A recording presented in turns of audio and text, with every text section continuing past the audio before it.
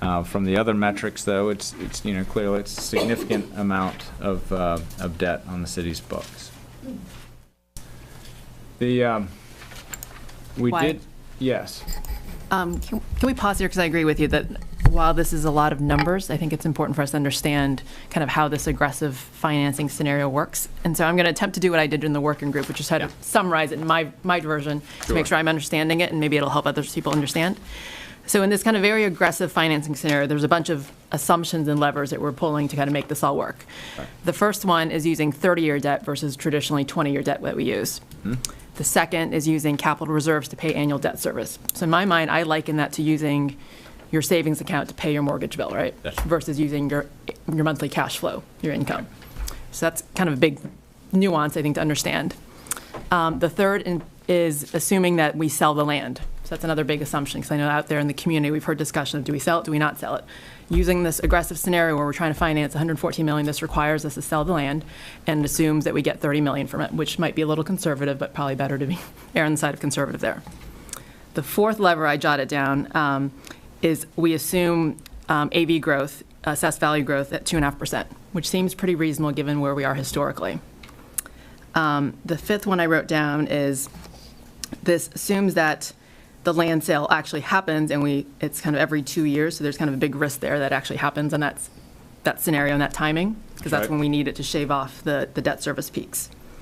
The next one, which I think is really relevant for the next part of the discussion, is also assumes operational budgets are funded with no tax rate increase each year, that essentially it's funded with whatever economic revenue growth happens in the city. So all these pennies assumes nothing's happening on the operational side. We're able to keep it at 2.5% to match AV growth. The next one is assuming that this is the adopted FY17 CIP, so it doesn't include the new potential elementary school costs that we just talked about. So with us hitting Mount Daniel capacity in 2019, I think before Dr. Jones left, there was potentially a placeholder put in there for $18 million to another school. So that doesn't include that, because that then would be $170 million CIP. Right. Did I get everything? Was that kind of the big, and it's a lot, but are those the big kind of levers and assumptions? And I think it's important for the group to understand the summary of that too, because there are a bunch of risks, I think, inherent in each of those assumptions. So with that said, you mentioned Fairfax was kind of a good example, given that they had done a bunch of capital improvements. Did they use a lot of these similar levers to make this happen? They did. They did not. They did not have a significant economic development program that was helping pay for it. They did not use capital reserves in the same way, and I think we can still learn a little bit more how they absorbed that, but essentially they handled it through their tax rate and through their operating budgets. One more thing, and the other thing that we haven't talked about, but I feel like is kind of a big risk for us regionally, is WMATA costs. So while we may be able to control in this room how operational costs will go, I'm personally very worried what WMATA costs will look like in the next 10 years, what we all maybe need to shoulder capital-wise. We already had to deal with it last year with the operational budget, so I feel like that could be a big wild card that we're not factoring, is how much we may all need to shoulder the cost for Metro's infrastructure needs. We don't know where it's ultimately going to go. We do have a clear picture at this point that WMATA is going to ask us for $500,000 in FY18, above what we're currently paying. We'll talk about that in the FY18 budget. They were asked for 400 more last year, right? Yes. So it's 900 total from above 500, about that. Okay. Yeah. Thank you. So when we were revising the fiscal policies, you mentioned that our financial advisor had suggested that if we were to break the 12% cap, we would need additional unassigned fund balance. Did you include the pennies to fund that unassigned fund balance in this scenario? I did not. And when we get to the FY18 budget, however, we will have a slide on discussing capital reserves and unassigned fund balance, and with a recommendation in FY18 that at any rate, looking at what we're looking at and trying to put ourselves in a position to accomplish these things, that FY18 would be an appropriate year to begin having funds dedicated for this project. Initially, they would be to be placed into unassigned fund balance or capital reserves, essentially to strengthen our position for the project.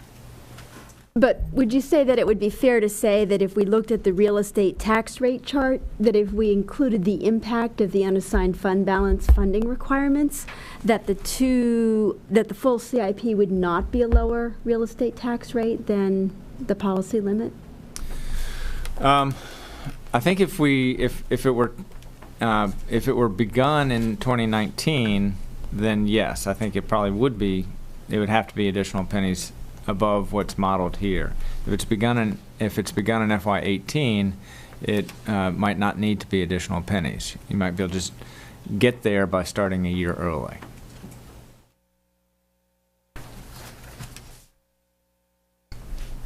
I really like how Ms. Hardy talks about these different levers, Yes. because I think that makes us think about how we can stretch this differently and do, just make it work in different ways.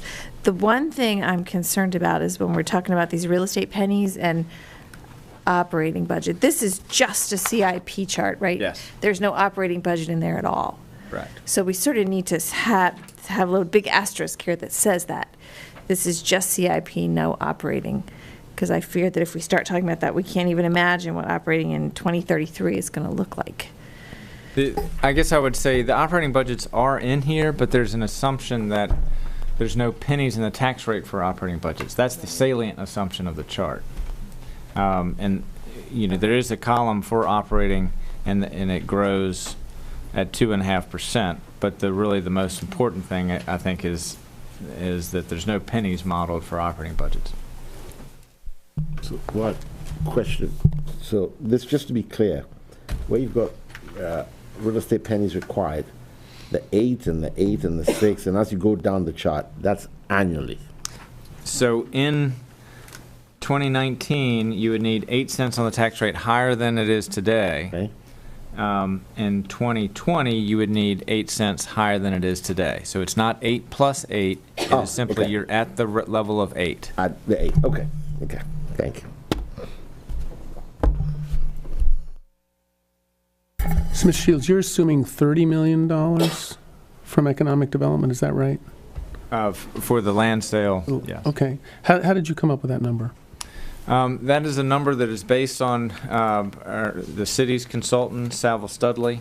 When they valued the property, they made some assumptions about the amount of density and the amount of development and the types of uses, and then they valued the land on that basis. They came with a valuation, if you assume, I think they modeled 1.1 million square feet of development on the 10 to 8 acres of the campus, that the value of the land then would be $40 million. So we have discounted that slightly just for modeling purposes here. That's the source of that number. Okay, and on the tax impact on median homeowner bill, does that include the 2.5% Yes. increase? Okay, all right. So AV goes up, and then we have the pennies go up as well. The AV assumption being the 2.5%. Okay, thanks. Okay, we've got some other questions, sorry. We do have a few more slides if anyone's Can I just ask a bunch of questions? interested. One, just to follow up on what Ms. Conley and Ms. Hardy said, I am definitely concerned about the 2.5% operating growth rate. I think that's probably going to be unrealistic, that we won't add any pennies to the dollar if we want to keep our schools in the competitive and excellent nature they are right now. But I also want to ask how changing our policies would impact our bond rating. Yeah. Well, I think that's a good segue into the risks. And in terms of our bond ratings, so here are the things that we've identified as the key risks to what we're modeling here. And Davenport has weighed in on this. In your packets is a memo from them. It's still in draft form, but I think it lays out essentially what the final determinations would be. The model does have the risk that AV growth is not going to be 2.5% per year. It's going to go up, it's going to go down, it's going to be a much bumpier ride than that. And interest rate risk, we've modeled 4%. If interest rates right now are on an uptick, particularly the longer-term issuances, it's a period of a great deal of change in the bond markets right now.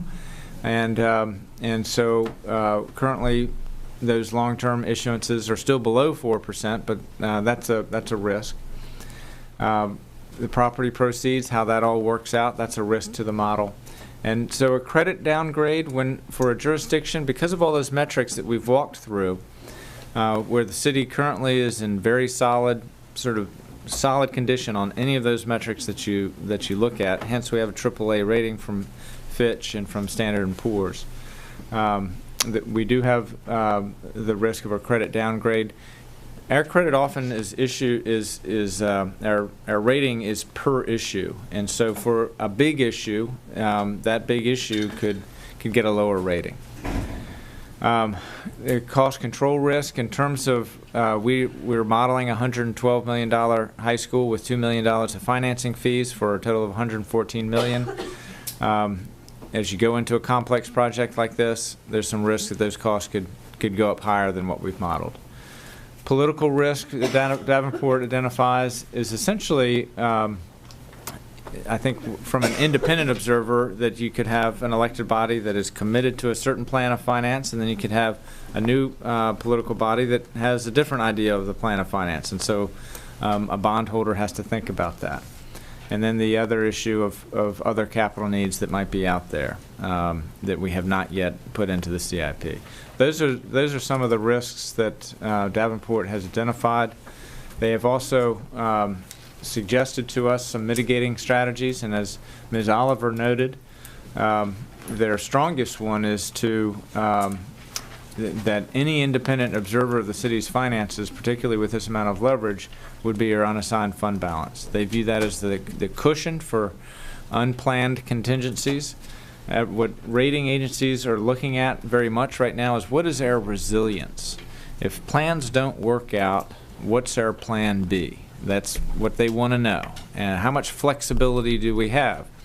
So the big things that you don't have flexibility are on things like pension payments, debt service, those types of things. Currently, today, those things that are out of our control are actually relatively small. So we actually have a high degree of budgetary flexibility.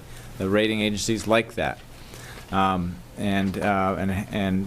unassigned fund balance is their strongest view of that flexibility.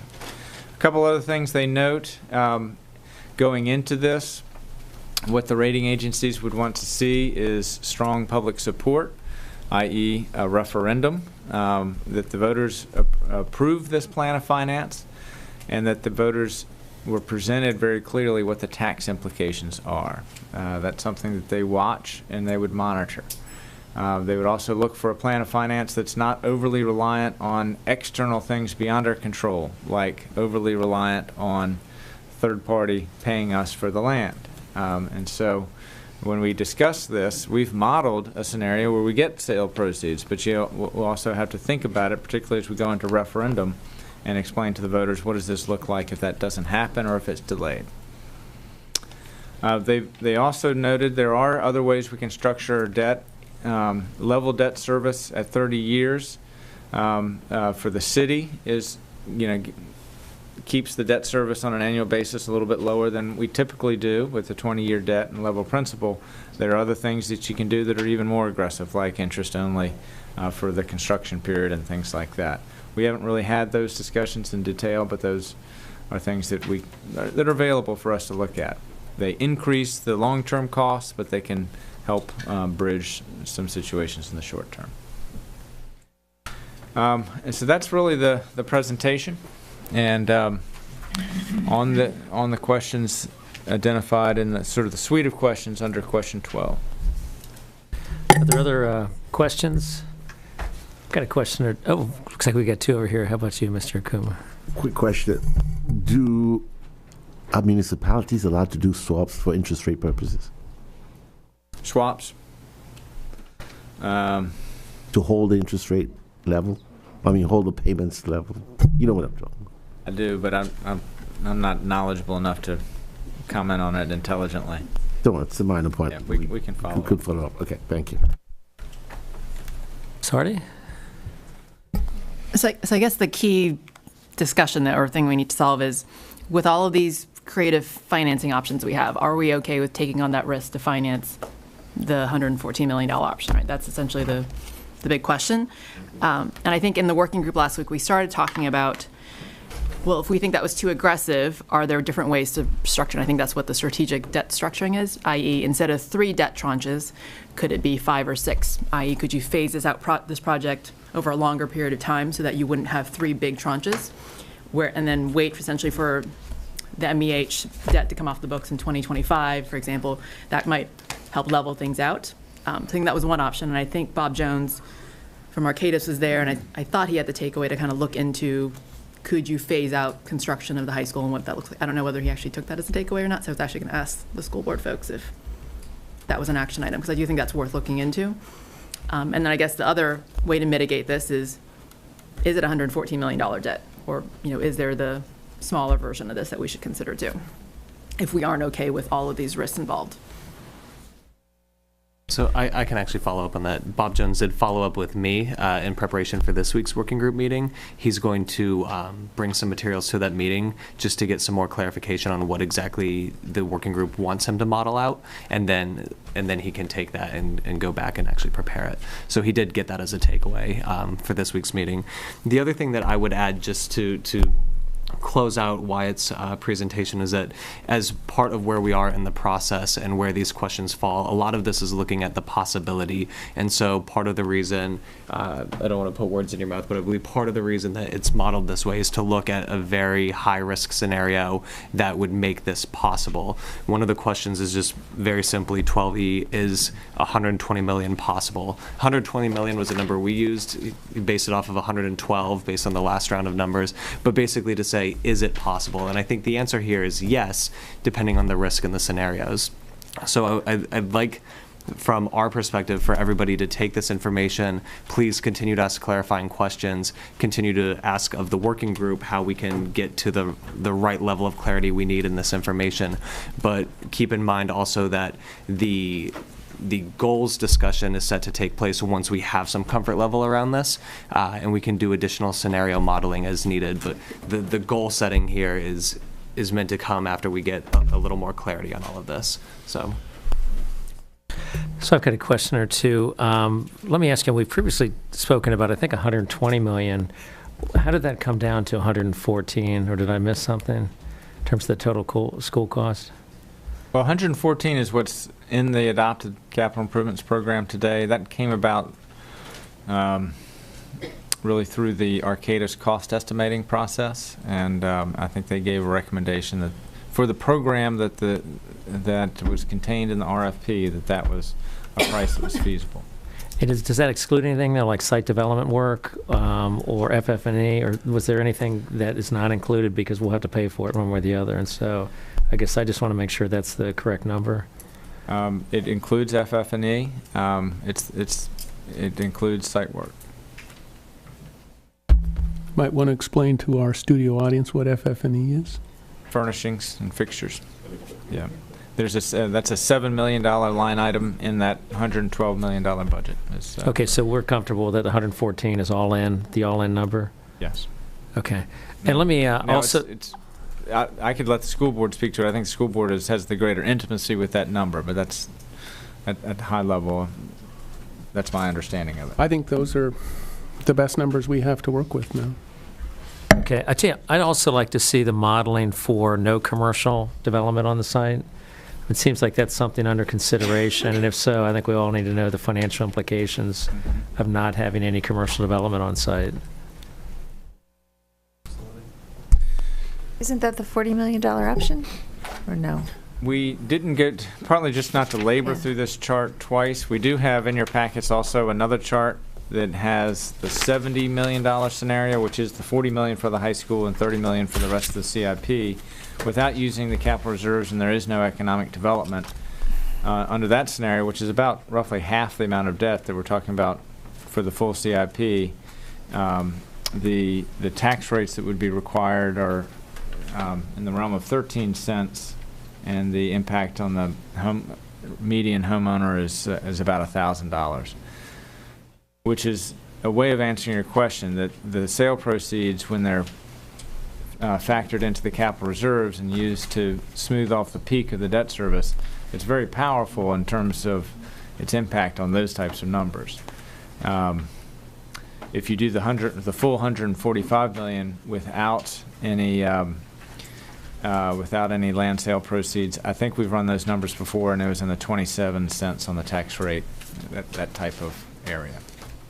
Yeah, I just think it'd be important to have whatever is under consideration as a program, to have the financials that run with it, so that people can understand, if we do it this way, this is what it costs, this is the financial implications for it, and not just, there's 4 things under consideration, here's the numbers for 2 of them. I think we need to have it for all the potential possibilities. If I could just clarify, Wyatt, under the 20-year level principal scenario, are we using our capital reserves? No. So then that 9 million in capital reserves would be available either to be used for the cost of the school, or we could similarly use those capital reserves to shave some of the peak of the debt service for the 40 million scenario. Both of those statements are correct. Okay.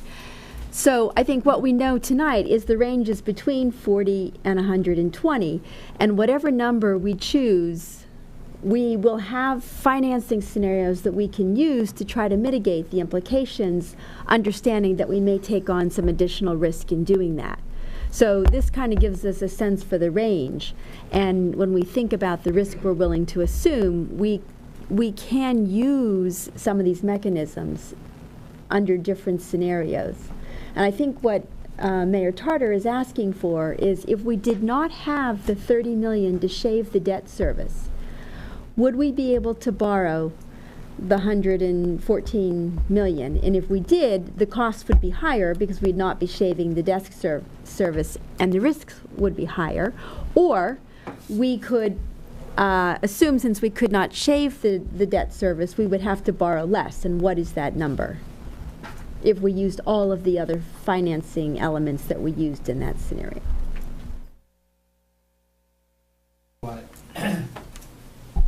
I have perhaps a similar question to Mayor Tarter's and Ms. Oliver's.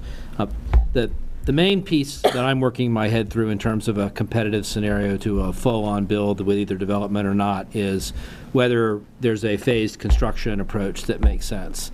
And so it would be helpful to me to see some modeling that shows at least no immediate 30 million, using much of the, I wouldn't call them financing games, I would call them strategic financing, including using the strategic reserve to shave the debt and using 30-year principal, and then figure out, if we do that, what's the affordability in tranche 1, which would presumably be a set of money that would be a Mary Ellen Hinchin expansion, a first phase on a expansion of George Mason, and enough money to keep the current George Mason operating until you got to phase 2. And then when we could get the next chunk of money, and how much that would be to do phase 2 of the high school, and then open up that land that is where George Mason currently is, either for development or some other use. So it's hard for me to, based on the data we've got so far, and by the way, this is a great job, this is hugely helpful, but I'd like to have some numbers that help elucidate what that scenario would look like and how much money is available in that first construction phase if one uses a phased approach. Well, with respect to phasing, there's another way to phase it, and that's not with spending, but it's with financing. Let's put 8 cents on the tax rate now and start saving. We know we're going to have these expenditures. 8 years of want, 8 years of plenty. We need to start stockpiling some money. I don't think phasing is something that this body or these bodies can judge right now. I'd need to see an end-to-end proposal that would explain to me how you could demolish a school, build a new school, maintain program quality, and save money all over the course of 4 to 6 years. And if we don't have that end-to-end program, we're not going to be able to make sound decisions. But I do think, as important as attacking expenditures may be, preparing for what are obvious, necessary, and inevitable expenditures is going to have to be addressed. And that means starting to sock away a lot more money a lot sooner.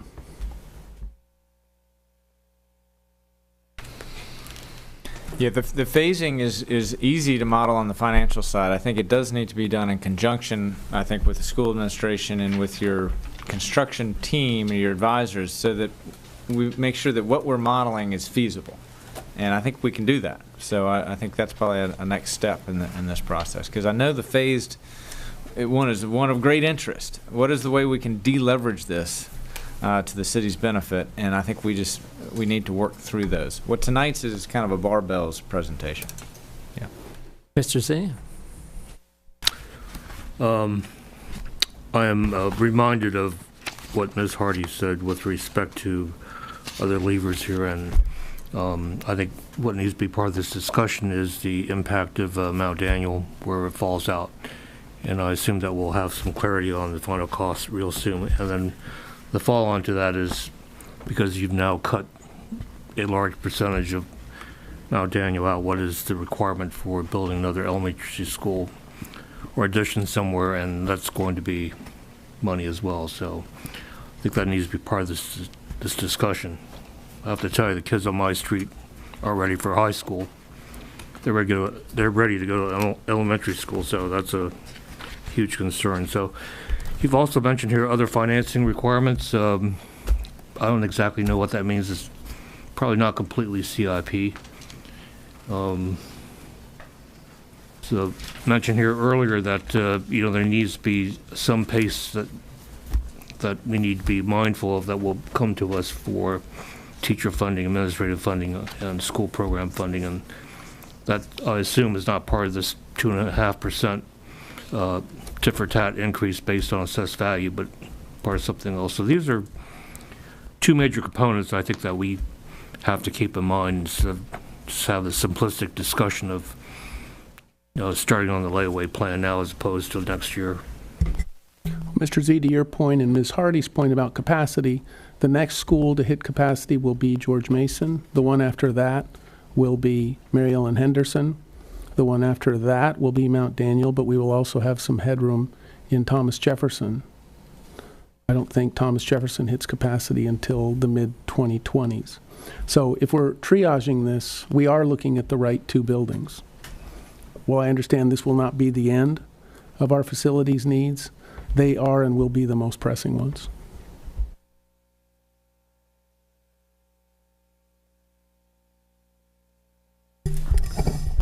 If no one else has additional questions, I remind everyone that our next steps as a working group will be to continue meeting and continue seeking clarity around some of the information that we need.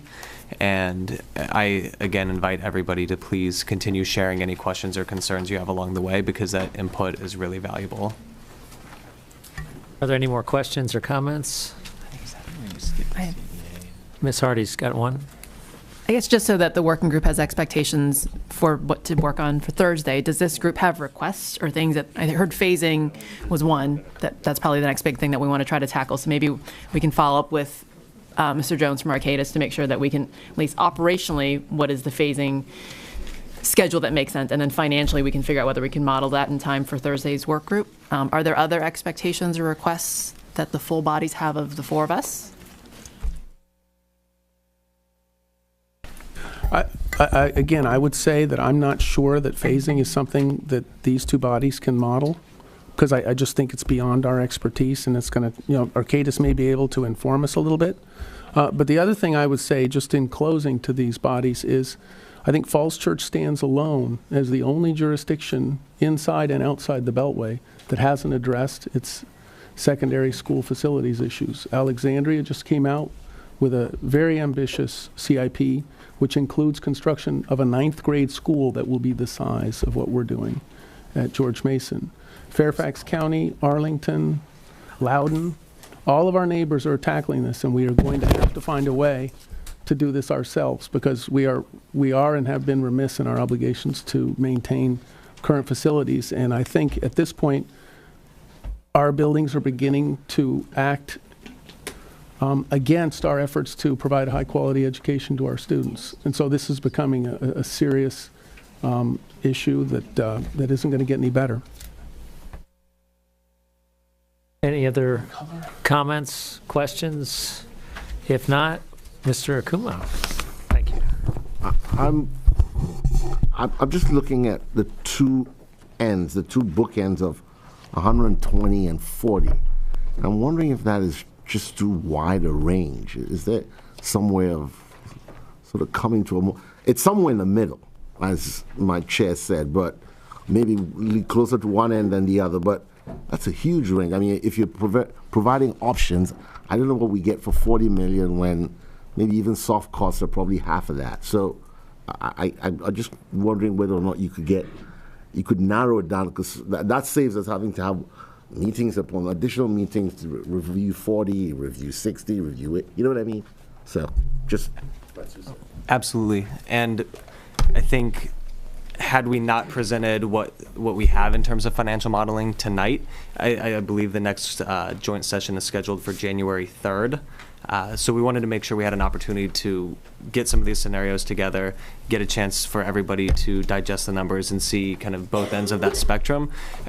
From our end, as we work with the working group, we have on the school board side, obviously, these different models. We asked the group to consider what could the school system do for 40, 60, 80, 100, 120 million. And on the financial modeling side, we hope to do the same, so that by the end of this, we could look at a cross-section of funding opportunities, school opportunities, and find the path in the middle that makes the most sense for Falls Church. Okay, anything else?